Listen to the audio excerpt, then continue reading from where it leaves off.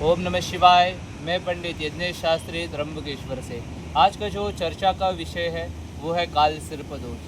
बहुत से यजमानों को प्रश्न होता है कि विधि कैसी होती है काल सर्प दोष की, आते समय क्या चीज़ों का ध्यान रखें, क्या लेकर के आना चाहिए।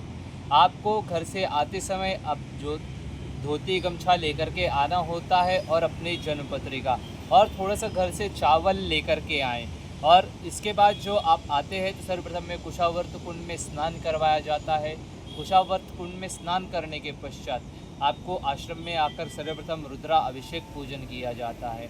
रुद्रा अभिषेक पूजन के बाद गणपति पूजन के पश्चात कलशों का पूजन, जिसे पुण्याह वाचन विधि किया जाता है।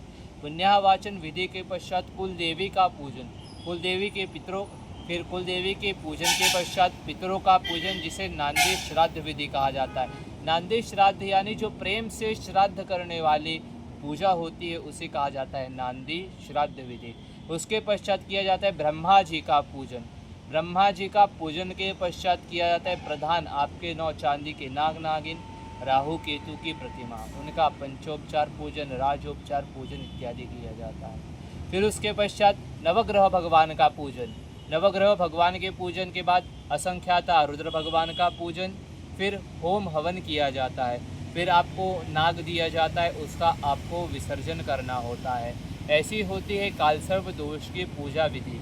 किस दिवस पर ये पूजन करवाए? हर एक महीने में कुछ शुभ मुहूर्त होते हैं ये पूजन के।